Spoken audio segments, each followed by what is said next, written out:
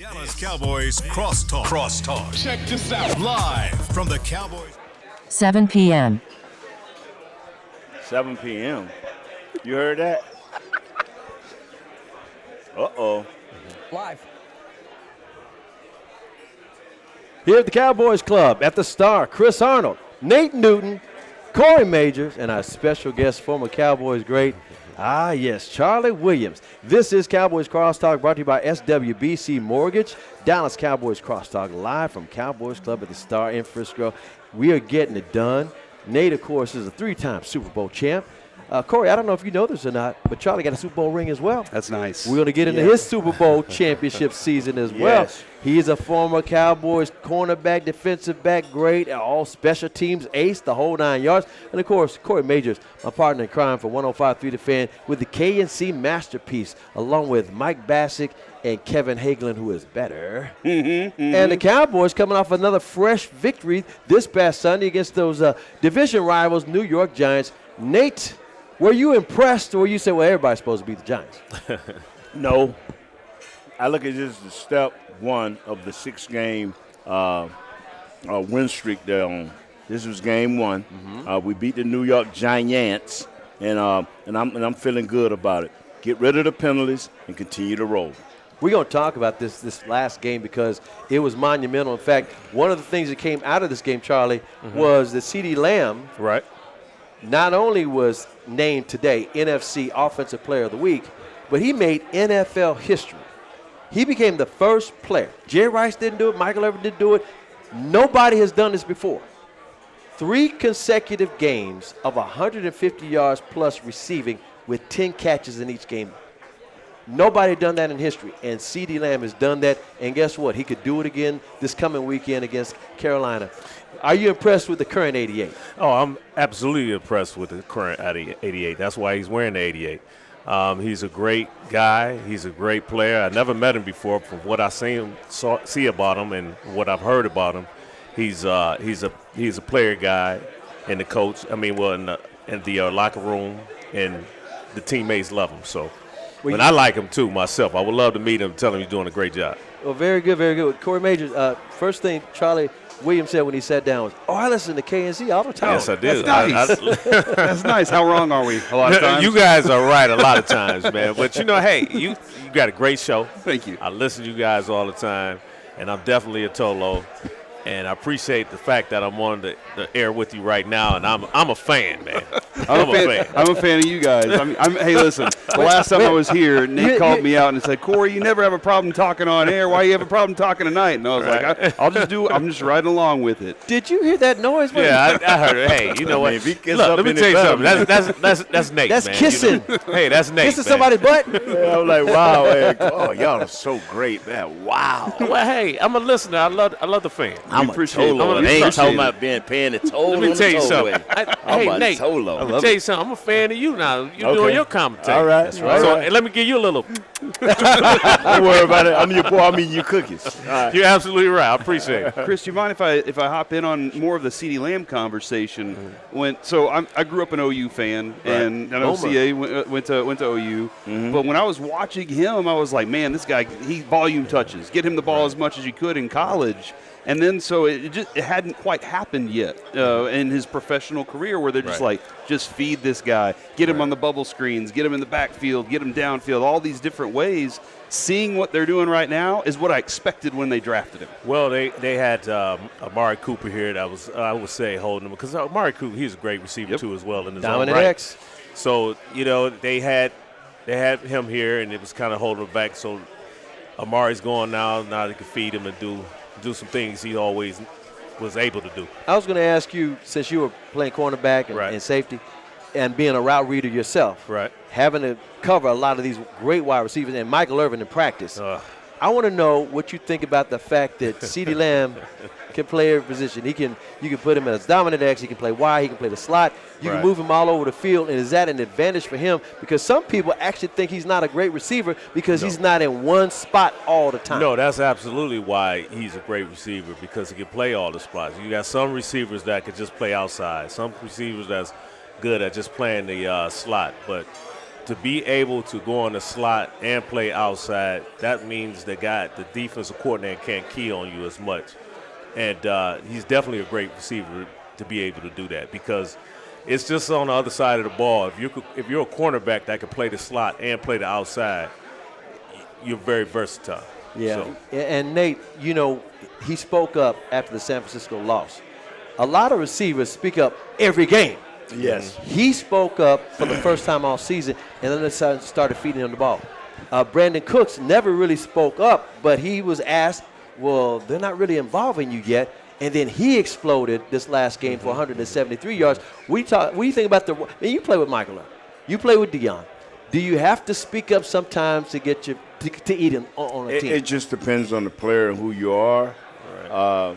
We just talked about a guy that's sitting right now in Cleveland, never spoke up. Amari never said anything. Never did. And so it was up to the coach to realize the talent that you have.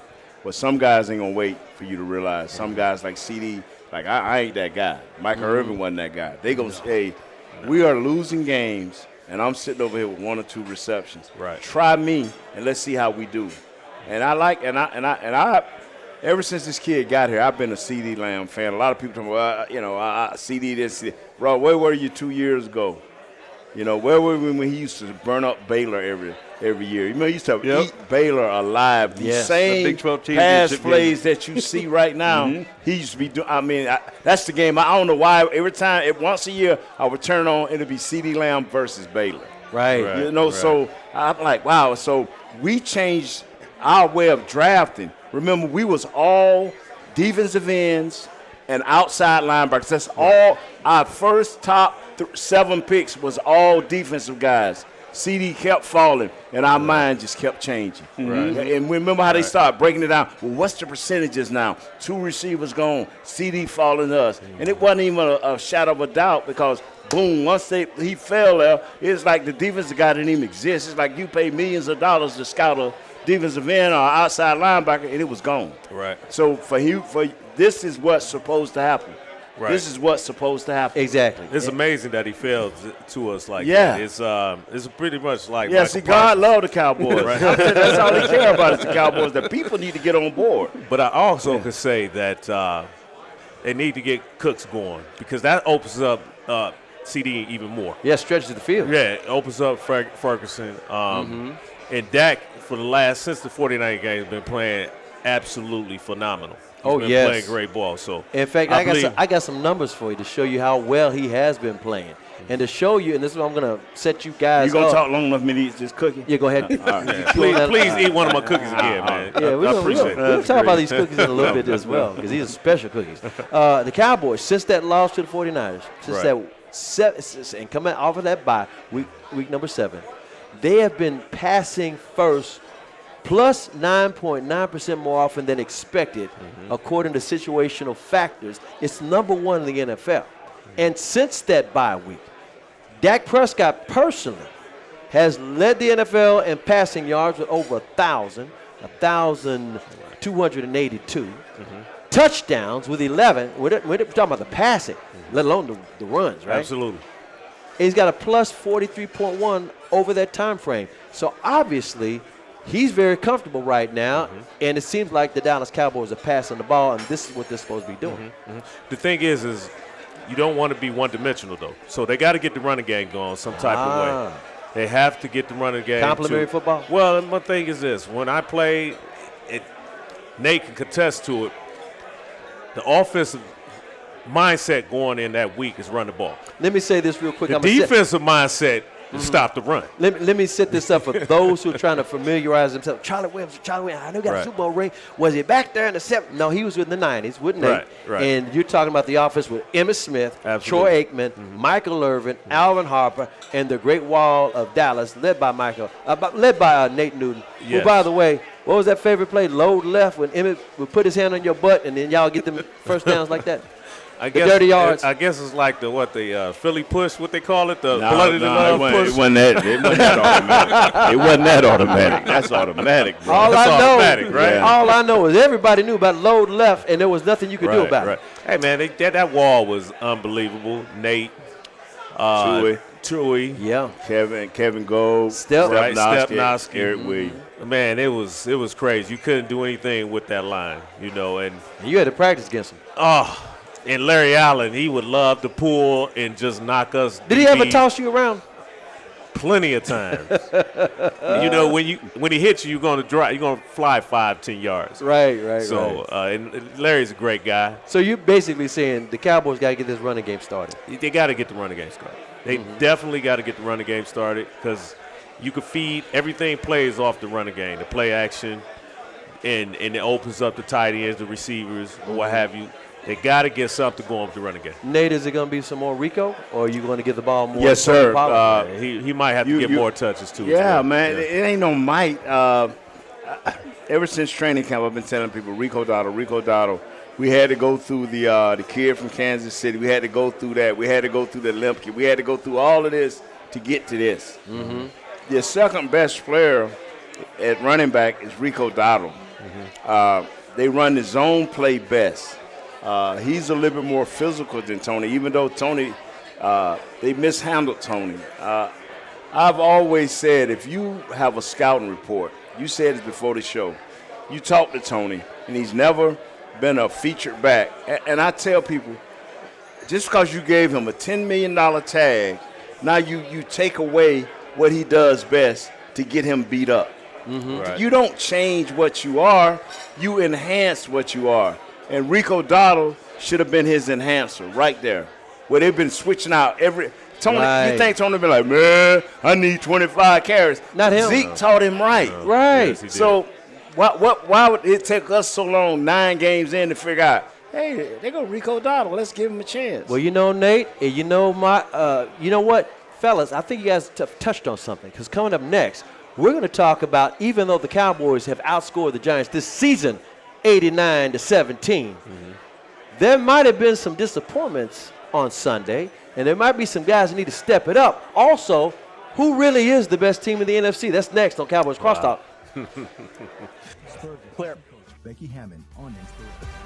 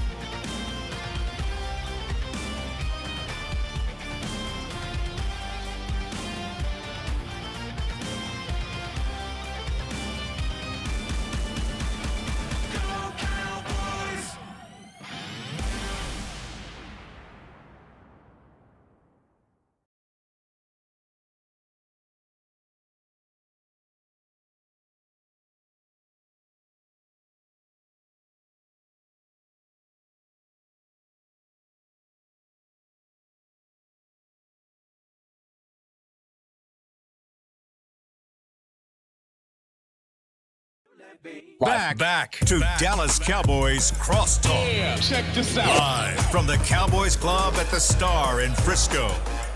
Brought to you by SWBC Mortgage. At SWBC, customized solutions for individuals and businesses are just a click away. Visit SWBC.com to learn more and start your next adventure. I'm Chris Arnold, along with the 3-time Super Bowl champion Nate Newton and his new partner in crime tonight only, making a very special cameo. One time Super Bowl champ. One time. I take it. Do you call that 95 or 96? Hey, don't make no difference to me. I got the last Super Bowl. Absolutely. The last Super Bowl. Charlie Williams. I snuck in and got one. You got you one the first year. We're going to get into that next segment. Okay. And also joining me, my buddy from 105.3 The Fan, Corey Majors and the KC Masterpiece. Corey with an E. Yeah. That's right. No E, actually. And no Major E. with a U. There's no U. That's what he said. You changed your name. It's spelled weird. Yeah. How do you spell your last name? Mageors. E-O. I said it wrong. He said you. It's all right. Yeah. Man. Nobody Come on, knows. Chris. But he graduated from Oklahoma. Don't worry. Hey, shots fired. Don't worry about it. He graduated from Oklahoma. I'm going to give you that. Don't matter. I have major respect for But fans. y'all got good wide receivers. It's okay. Yes, we do.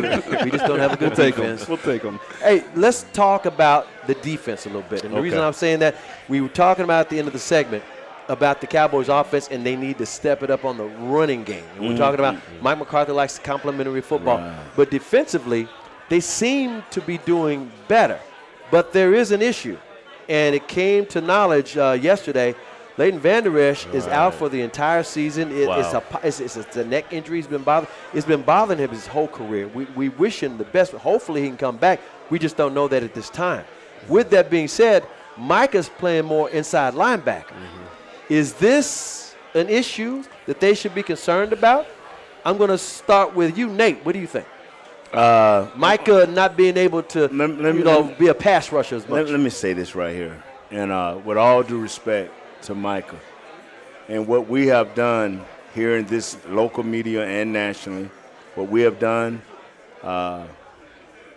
is stunted the growth of this kid. I mean, his talent has stunted his growth.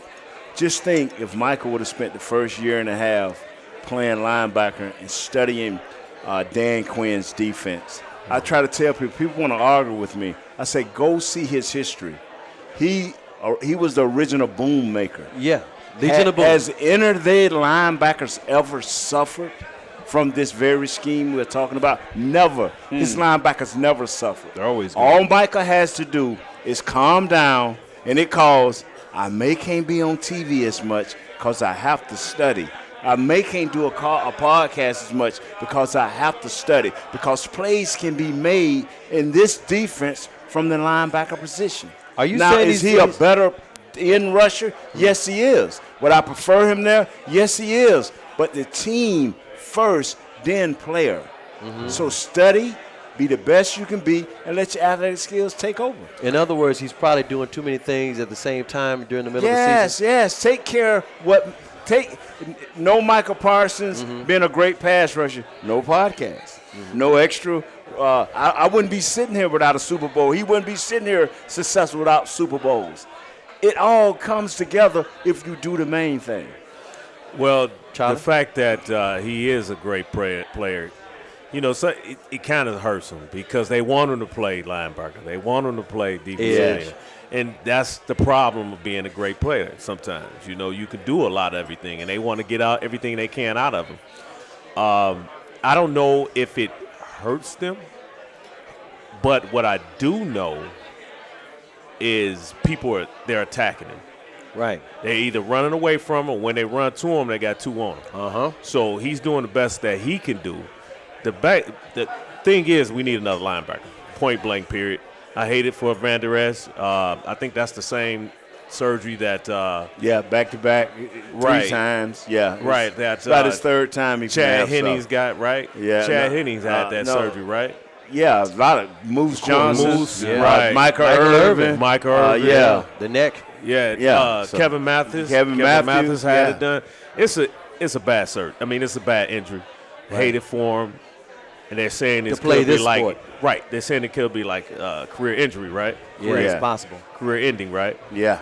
But in the same respect that they got to play Michael Parsons probably both end and linebacker. I hate to say it. It's hard to put him at one position because he's so great. So, Corey, what would you do? Where would you find a linebacker, or what would you do if you were DQ? I wanted to add, too, we recently had Emmett on the show, and I was asking him about, like, the way that people are attacking him. You go back and watch the Arizona game, they went right at him. They tried wearing him out early, and then whenever they went away from him, they went far away. So now he's having to chase. They wanted to wear Mike out early in that game. I'm not quite sure how – I'm not going to put myself in Dan Quinn's shoes because that dude has so much more mastery of this skill than I do. Right. But what I think is very interesting is you took Trayvon Diggs away, you've taken Leighton Vander Esch away, and this defense is still really good. Yeah, I really do wish they'd be more of a physical presence. I think they're very good. I think they have a lot of finesse. They can get the ball, and that's a really good thing. It's a great quality. But I'm very surprised at the depth that they've been able to put together to create this. Right. Deron Bland coming in and having that. Right. Jordan Lewis stepping into the third spot and saying, hey, we're good. We're still getting interceptions. Right. And then, Rashad Evans and whatever they're doing to fill in there. I'm very impressed with the talent they have on the defensive side. It's still the pressure. Yeah. The pressure, even if they're not getting to the quarterback, they're still putting enough pressure to cause turnovers, as well as plays that don't go well. So the pressure. I'm gonna always ask the player to take the step. I talk to Al Harris. I talk to Dan Quinn. And like I tell you, I'm so clowning all the time. But when I talk to coaches, I'm asking questions like, "What's your main goal?" And I have yet, when I ask Quinn, I ask him over and over, and I ask Al Harris. I said, "Coach, what's your main goal for a player?" My job is to put him in position to make plays. Even at linebacker, when Quinn puts him there, he's expecting Michael to make plays. And guess what he did? Yeah. You want to hear something? This is a wild stat because Brian Baldinger was talking about this. You know Brian. You used to play with him. 5 times he was in pass coverage as a linebacker, and 3 of those times they got sacks. So he was actually affecting the game that way as well. Making plays. The thing about this thing is, number one, grow up. Sacks, like turnovers, comes in bunches. Right. Sometimes you can do it. The thing that I tell people, this is what the star creates. Believe me when I tell you this. You don't have to lead the league in sacks. But if you're 3 or 4, close enough, fumble recovers, pressures, or you get a couple of interceptions, you can win the MVP just because that star is on your head. So learn what you need to learn. You got to always have a friend that say, hey, man, sometimes I want to wild out. When I was balling, hey, Troy would be like, Nate, nah, we don't need that tonight. Focus. Somebody got to say, like he tried to tell Sam Williams, I've been there, done that. Then a week later, you want to get out of the cage. He felt he was trapped in. Stay calm because you'll have a game where you may get 4 or 5 sacks. Yep. And then all of a sudden, you don't get any. Yeah, we got a few games coming up in the near future. There's a 5-game stretch. Yes. We really need him. Yes, really need him. And so if they put you at the off-ball linebacker against Philly or Washington, we need to be worried then. We need to go out and get more than Rashad Evans. We need to go out and get King Kong. You know what I'm saying? You know why that defense playing well though? To me, because they're stopping the run. Yes, they are. And guess what? I'm glad you brought that up because they're stopping the run. Hank's playing ironically, very well. Absolutely. Not only Hanks is playing very well, Mozzie Smith was the highest graded defensive tackle, rookie defensive tackle this past week. So Mozzie, the game is finally coming to him. Right. And DQ said he likes what he saw. Did you notice anything about Mozzie Smith? I talked to him after the game. He made 2 tackles for loss. Sure did. And the thing is that, and I try to tell people at the beginning of the year, that don't impress me. What impressed me is when your linebackers can come downhill. Yeah. Right. And so that means you're eating up blocks. And as time passes, that's what Jonathan Hanks does real well. He eat up blocks and let your linebackers, if they choose to. But we got to get a linebacker, fellas. Got to find one that's willing to come downhill. We got to get a linebacker. We got linebackers that ride the wave. Right. Yeah. We need guys that's going to come downhill. Oh, you know where one is? Well, no. What I'm saying is the fact that, like, the San Francisco 49ers, They Them dudes coming they downhill. play bully ball to me. Yeah. Yes, they play do. bully ball, and they got linebackers that'll kill you. Yes, they do. That's what we need. And I tell people all the time that San Francisco is really the only team that scares me in the league because they play bully ball. Right. They play bully. They trying to destroy you on both sides of the ball, offense and defense. So that leads to the question I was going to ask. Is it the 49ers or the Eagles or somebody else that's the Who best did the team? 49ers play this week that had a good offense and leading their division? Right. Sunshine Who did they them. play? Right. The Nah. Jacksonville They went Jaguars. to Duval, And and when destroyed they, them. That's right, Duval County. it's a little social media thing going out where they was trying to line up Jacksonville. They was calling plays. I saw this. So you saw that? And they said, they're like, and they said, man, this dude don't know where he going. He's like, yeah, you right. We don't know. We don't have a clue. Hey, look. Let me tell you something. Don't sleep on the Detroit Lions. You know why? Dan Because Campbell. they got a great Aaron offensive Glenn. line and they got a great defensive line, and they can run the ball. I'm telling you, you got to be able to run the ball or you got to be able to stop the run. So 49ers the best, or is it the Eagles with their record? In the NFC. I'm going with Detroit because I ain't got no love for neither one of those. I like it. I'm going with Detroit. I was finna say Right. something, but almost made me these good bite cookies your I'm tongue. about to throw 'em. Well, can't do. Corey, who you got? Yeah, Who you who riding? I, as much hatred as I have for Yeah. them, I do have San Francisco above Philadelphia, Right. mostly Me too. because of their Philadelphia's secondary is their weakness. That's where I was about to go. So with that's that, where I Philadelphia. am. Because you could attack them at the secondary, but like I said, If you can get past the pass rush. if you get past the pass, Right. there you go. Which Terrence Steele had some work on Right. with Hassan Reddick the other night. Right. But San Francisco, You tried to say that real softly, but it came Just in case he was here, I didn't want him to step around the court. You're and do looking it. around. you know what? Cowboys Club, you never know who you might see. You just never know. And by the way, well, he Charlotte, understands that. Look, pretty and good. when we played, we had to take corrective criticism. Right, he knows. He Right. understands that. He Believe knows. me, he's a big boy. He's a grown man. He understands that. But he'll get better. We got some questions for you this next segment, Charlie Williams, problem. because not only are we going to talk about these cookies, I want to ask your opinion about Deron Bland. Yes. Is he for real? Yes. And I think we might even talk a little more Cowboys next on Cowboys Crosstalk. The Medal of Honor is our country's highest military award for valor in combat.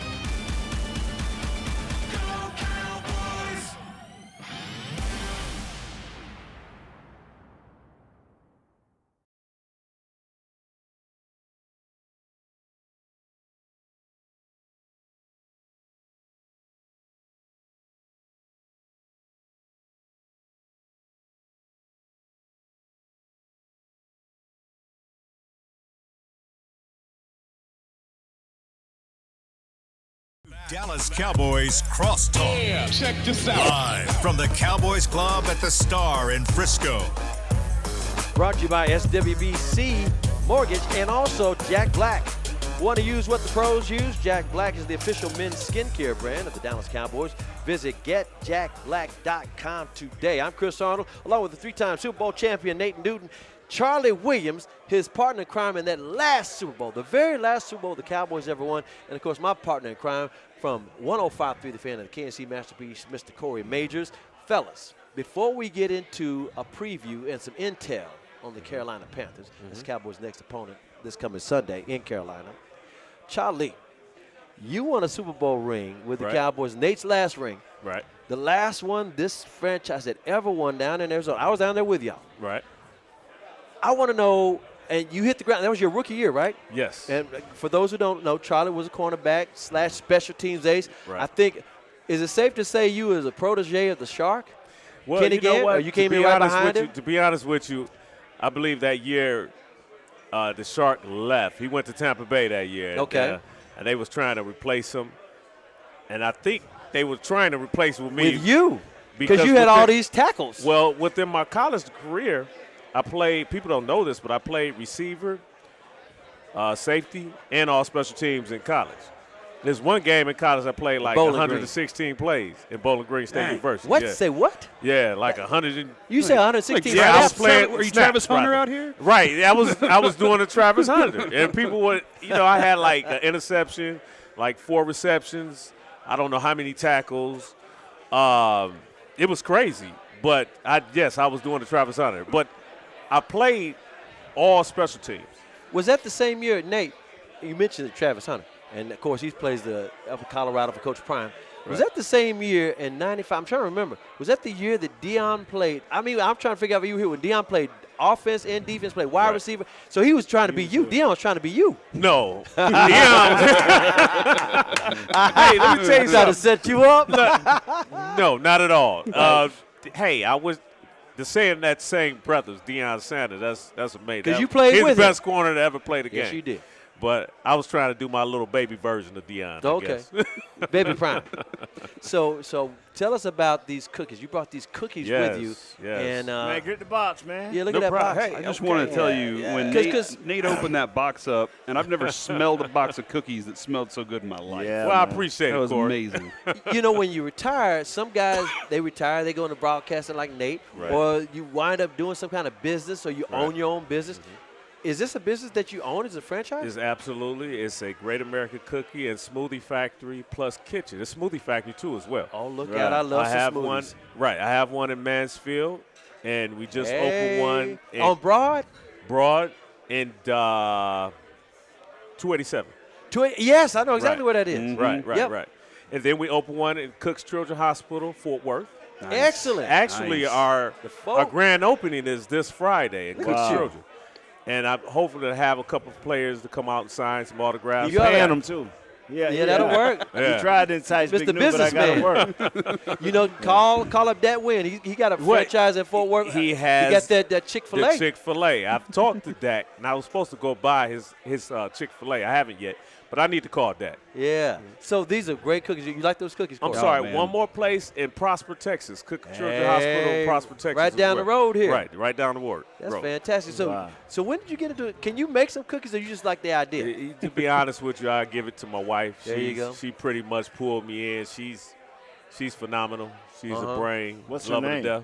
Sharonda Williams. Okay, that's And, better. Thank you. Props to Sharonda. Yeah, you're absolutely right. Sharonda Williams. Yes, So, I'm gonna give my wife all the accolades. We don't know her name. Wifey. Real quick, what's your favorite kind of cookie? That Frenchie. I That like French the is a double- beast. Well, actually, it Mine. was the Scotchy. The Scotchy. I love the Butterscotch. Scotchy. Then I like the double fudge. The double fudge is real good. Yeah, I'm a chocolate chip man myself. A chocolate chip. Well, we got definitely Come on, chocolate man. chip Let's in there. do it. We Come got on, man. I think we got a strawberry crinkle in there too. Get some. Have you tasted? Do you remember back in the day the Frankenberries? Yes. Yes. That's how the strawberry crinkle frank. Is that right? Yeah, it That's tastes like a one of my favorite- Frankenberry. Yeah, I like them. Cereal Cereal. Frankenberry. Yeah, cereal. Yeah. Yeah, What's we your, have. what's your go ahead. favorite, Nate?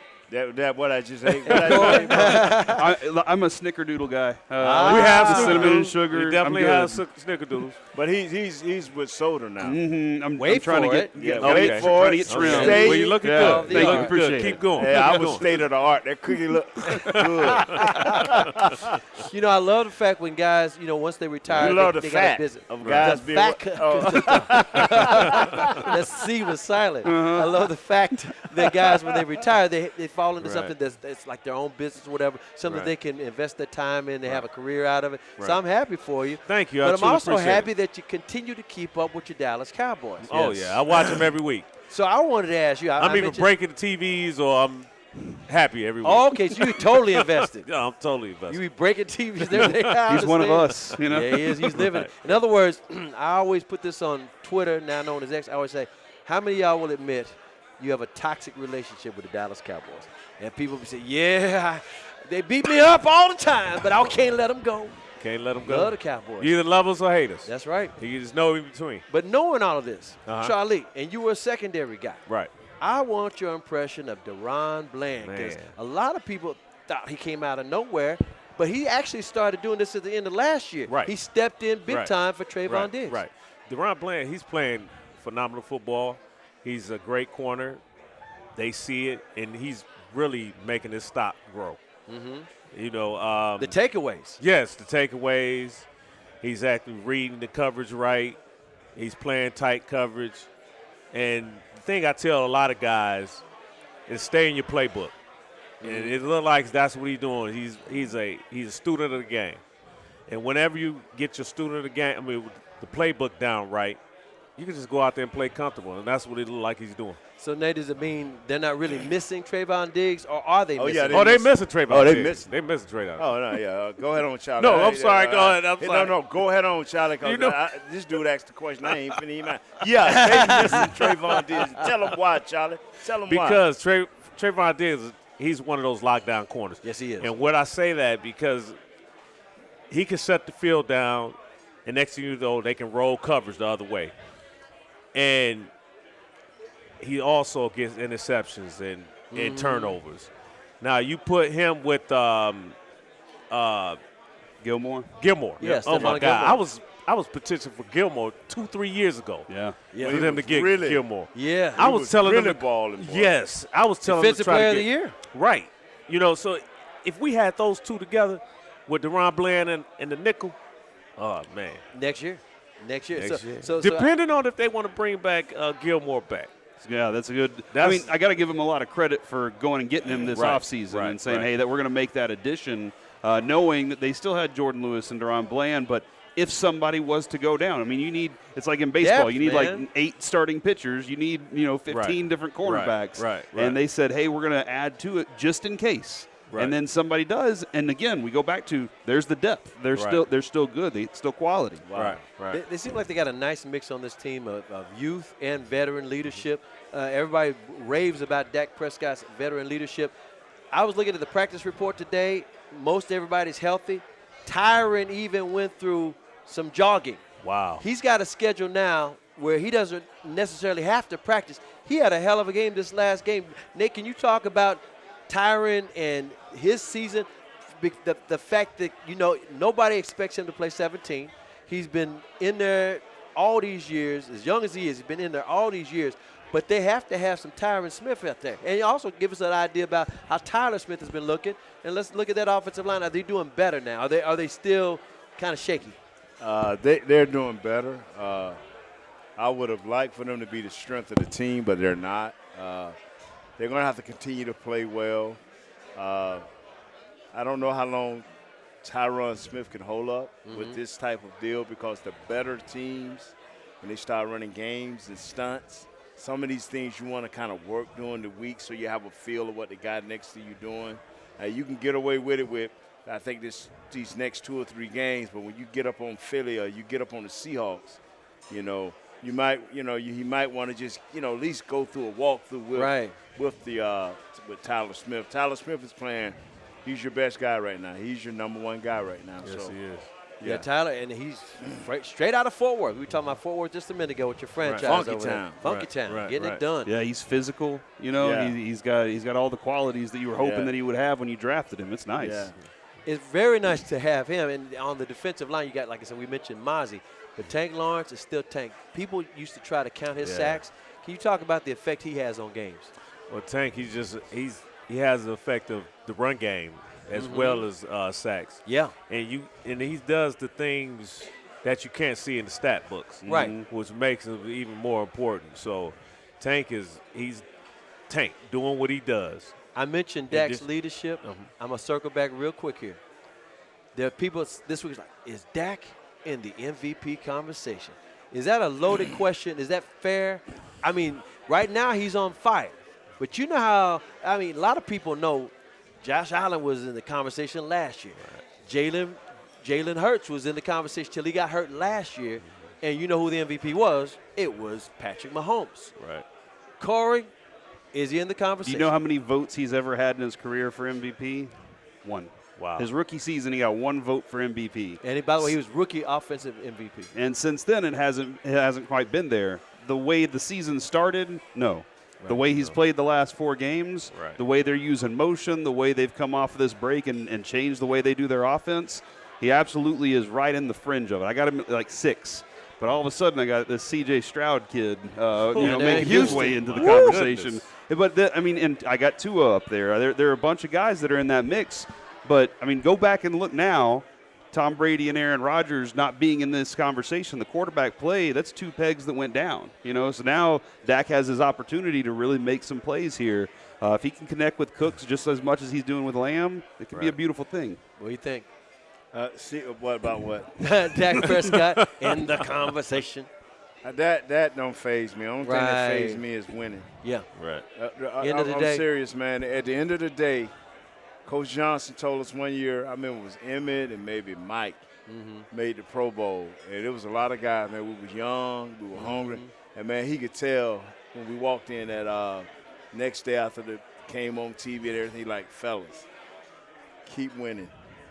And I promise you, we'll lead the league in Pro Bowlers and All-Stars. Winning is going to make it – it's going to level everything out. He was right because y'all wound up with 12 one year. Yeah. Right. 12 The year before, go check and see how many we had. And the year after that, because winning going to level the playing field. I'm telling you, the star, you don't have to be great when you wear the star. But if you're good, close to great, a lot of people around the league will be upset at you because they'll think, man, my stats were better, but you didn't play for the star. Do you hear this? Listen to this. You hear that knocking? That's called opportunity for some winning because the Cowboys taking on Carolina this Sunday. When we come back, we're going to talk about some intel, the cheat code on the Carolina Panthers, and the opportunity over the next couple of games to possibly catch the Eagles next on Cowboys Crosstalk. Some things aren't just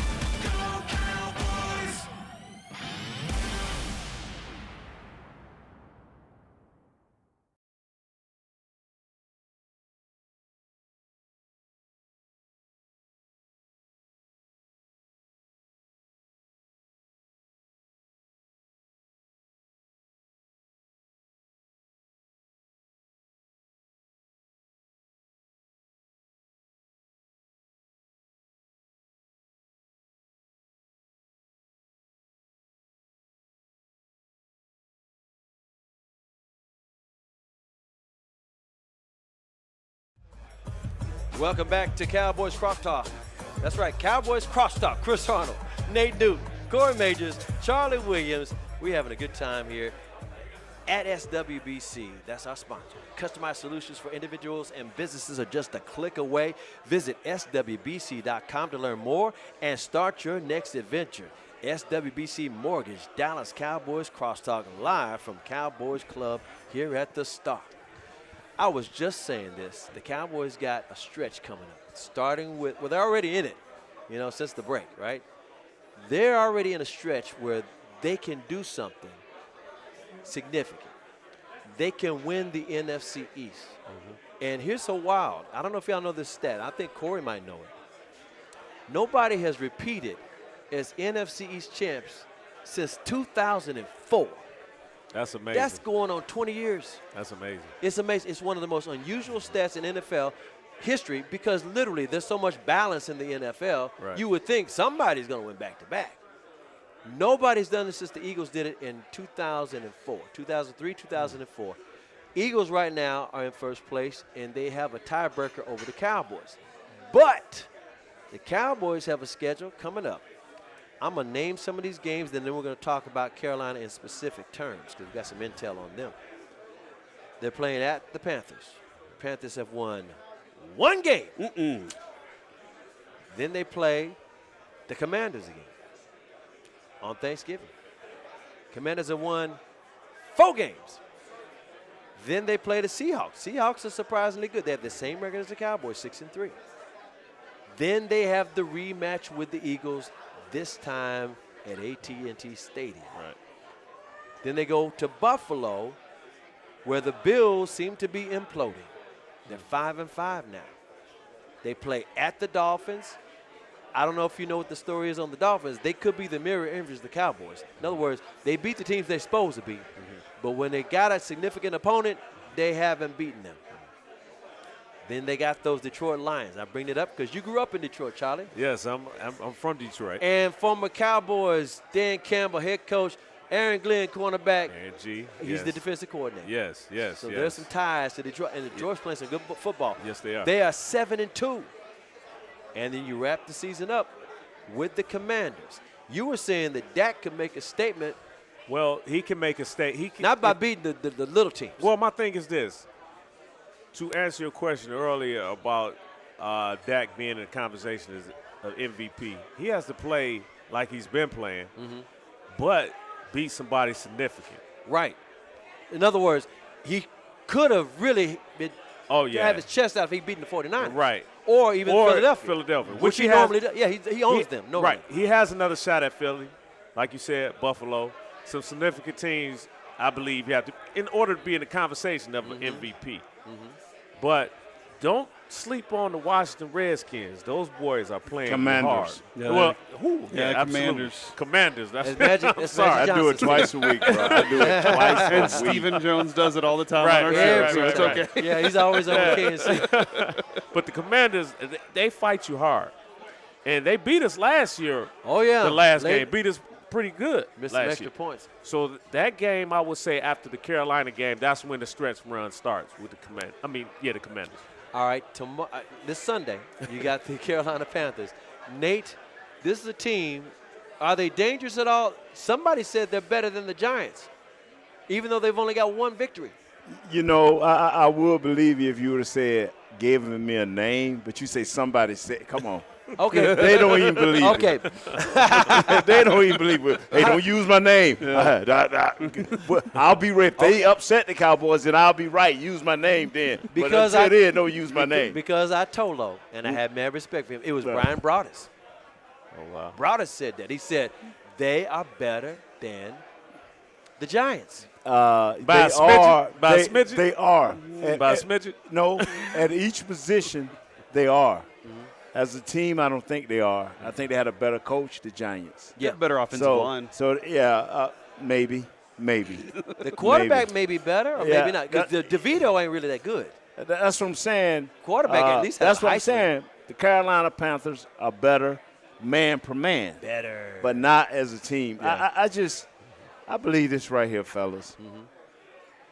That's the problem with us and I'm talking about the fans, our fans believe in us as media types so much they don't know when we blowing smoke. They don't know when we real. If the Cowboys play almost penalty-free football and don't turn the ball over, they would tell you a Category 5 is just left Carolina. That's how bad this thing will be. Yeah, but if we go in there, play bad penalty football, turn the ball over, then we'll be like, wow, Brody said. Yeah. No, man. No, bro. But you know what? No. Corey, you saw it in September when the Arizona Cardinals whooped the Cowboys. That's the only victory until last week. But that's Josh Dobbs. That's a completely different game. Well, hey, you don't want to breathe any confidence in any team in the Stomp NFL. them out. Right. When you got them, when you got your heels on them, you got to finish them. Yeah. And if the Cowboys going to Carolina and just look past this game, yes, they can be. What beat. time we leave here Saturday? What time we leave? Probably 1 in the afternoon. If we leave here at 1 o'clock, and let's say the Carolina Panthers are at their hotel, they got to be at their hotel by 6. They should like some terrorists stormed up in there and just beat the Carolina Panthers to death. It was the Cowboys. They took the mask off. It was Dak. Whole honey on me. You know what I'm saying? Come on, man. Yeah, y'all stop with that, man. I'm with you. You know why? Let me tell you why I'm with you. Because to me, the Arizona Cardinals was the wake-up call. It's like y'all played with your food in Arizona and lost the damn game. Right. You're not going to do that the rest of the way. The Philadelphia Eagles and the San Francisco 49ers, they were focused. They got played, right? Well, but they're not going to get surprised by Carolina because they know they already lost to Arizona. What amazes me that the record they have against Arizona, though. Have you saw the records? Like they only beat them like Kyler. That's Kyler. Kyler owns AT&T Stadium. We say Arizona, but if you look at the record, they're only like 1-7, 1-8 the last. Believe it or not, that was weird stuff happens in the desert. That was Kyler Murray, Allen's own, who owns the Cowboys. His name's just like Eli. Hey, but then Josh Dobbs help just your did boy it. over there with all this. See, that's the problem. High school y'all, football. Everybody started talking about what the Cowboys have lost and when they have lost. The Cowboys have one goal, one game at a time. Yep. And now we get on a 6-game winning streak. It don't matter who's in the way. And you saw how he just went to giving us all this great history, how you giving us all of losing. Man, we are a winning franchise. Since Coach McCarthy has came, tell me the losing season we've had. Yeah. None. Come on, man. Respect that, there's some consistency that comes along with him. Not only that, but also the win streak at home right now for the Cowboys. Yes. And I'll tell you this, the receivers for Carolina are slow. Adam Thielen, older receiver, but he's like, man, I asked out of Minnesota, and guess what? I lose Josh Dobbs. Yeah. Brian Burns is the best defensive player they have, and he's a really talented player. One sack. But aside from that, that's about it. Like, that's all that they really have going for them, and they got a rookie quarterback that's trying to put it all together. This should be a breeze for the Cowboys. A breeze? Man, a tractor trailer should back up and take their whole facility. Give me your prediction on the score. Start with you, Charlie. Prediction on the score. Remember, defense is good. 35-12. 35-12. Nate? I was cut short last week of 51 points because we supposed to beat them boys last week 100-0.